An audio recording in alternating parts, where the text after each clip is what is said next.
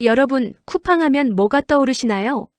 로켓 배송, 로켓 과우, 아니면 밤새 달려오는 새벽 배송 기사님? 그런데 최근 쿠팡을 둘러싼 뉴스 하나가 재계를 넘어 외교가까지 술렁이게 만들고 있습니다. 바로 공정거래위원회가 쿠팡의 총수를 법인에서 사람으로 바꿨다는 소식입니다. 그게 뭐가 그렇게 중요한데? 싶으신 분들, 오늘 영상 끝까지 보시면 이게 단순한 서류 한 장의 문제가 아니라는 걸 알게 되실 겁니다. 먼저 동일인이라는 개념부터 짚고 넘어가야 합니다. 공정거래법에는 대기업 집단의 총수, 즉 동일인을 지정하는 제도가 있어요. 쉽게 말해 이 기업 그룹을 실질적으로 지배하는 사람 또는 주체가 누구냐를 법적으로 확정하는 겁니다. 삼성이면 이재용 회장, 현대차면 정의선 회장처럼요. 그런데 쿠팡은 좀 특이했습니다. 쿠팡은 2021년 대기업 집단으로 지정된 이후 줄곧 법인인 쿠팡잉크가 동일인이었어요. 왜냐고요?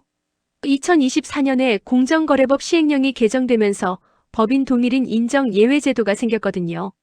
일정 조건을 갖추면 사람 대신 법인이 총수 역할을 할 수 있게 된 거죠. 쿠팡이 그 혜택을 받고 있었는데 이번에 공정위가 그걸 뒤집은 겁니다. 그것도 이 제도 도입 이후 처음으로. 그럼 공정위는 왜 이 결정을 내렸을까요? 법인이 동일인으로 인정받으려면 4가지 조건을 모두 충족해야 합니다. 그중 결정적으로 문제가 된 건 3번째 조건. 친족이 국내 계열사 경영에 참여하지 않아야 한다는 항목이었어요.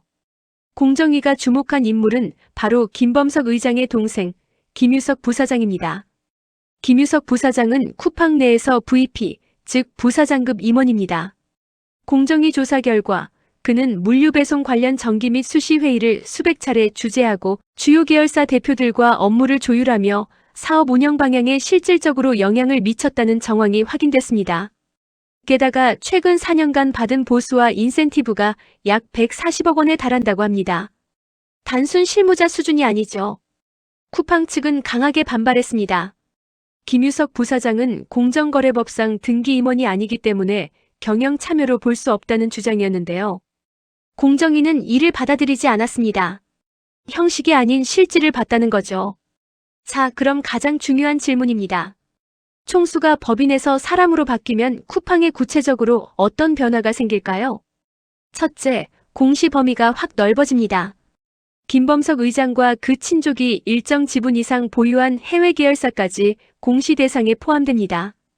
그동안 베일에 가려있던 글로벌 지배구조를 투명하게 공개해야 하는 거죠. 관련 자료는 5월 말까지 제출해야 합니다. 둘째, 사익 편취 규제가 처음 적용됩니다. 이게 핵심입니다. 그동안 쿠팡은 법인이 동일인이었기 때문에 총수 일가 관련 내부 거래 규제에서 제외돼 있었어요. 쉽게 말해 총수 일가가 계열사 간 거래로 부당하게 이익을 챙기는 것을 규제하는 룰에서 벗어나 있었다는 겁니다. 앞으로는 이 규제도 적용받게 됩니다. 쿠팡 입장에서는 상당한 부담이죠. 공정위는 이번 조치에 대해 기업 집단을 실질적으로 지배하는 자와 정책, 책임 주체를 일치시키기 위한 것이라고 설명했습니다. 여기서 이야기가 더 복잡해집니다. 쿠팡은 단순한 한국 기업이 아닙니다. 본사는 미국 델라웨어에 있고 뉴욕 증권거래소에 상장된 회사입니다. 그리고 창업자 김범석 의장은 미국 국적자입니다. 최근 미국 정부는 자국 기업의 해외 규제 환경에 매우 민감하게 반응하고 있죠. 미국 상장사의 수장이 한국 정부의 규제 대상이 된 이 상황, 자칫 한미 투자 환경 논의 테이블에 올라올 수도 있다는 분석이 나옵니다. 물론 전문가들은 공정위가 국적이 아니라 지배구조의 실질을 기준으로 판단한 만큼 직접적인 외교 갈등으로 번질 가능성은 낮다고 봅니다. 하지만 미묘한 긴장감이 존재하는 건 사실입니다. 쿠팡은 이미 행정소송을 예고한 상태입니다. 법정 다툼이 길어질 경우 이 사안이 투자 환경 이슈로 부각될 가능성을 완전히 배제할 수는 없습니다.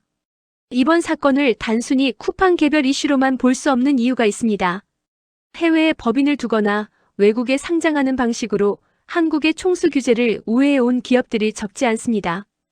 공정위가 이번에 실질 지배 기준을 엄격하게 적용하기 시작했다는 건 유사한 구조를 가진 다른 기업들도 재검토 대상이 될 수 있다는 신호입니다. 실제로 올해 공시 대상 기업 집단은 총 102개로 전년보다 10개 늘었고 토스, 오리온 등 새로운 기업들도 포함됐습니다. 그리고 OCI 홀딩스에 이어 김범석 의장이 외국인이 동일인으로 지정된 두 번째 사례가 됐다는 점도 주목할 만합니다. 한국 공정거래 정책이 글로벌 기업 구조에까지 손을 뻗기 시작한 것. 이건 분명한 패러다임의 변화입니다. 공정위가 쿠팡의 총수를 법인에서 김범석 의장으로 바꿨습니다. 이유는 동생 김유석 부사장의 실질적 경영 참여. 결과는 공시 범위 확대와 사익 편취 규제 적용. 그리고 미국 상장사라는 특수성 때문에 한미 관계에도 파장이 예상됩니다.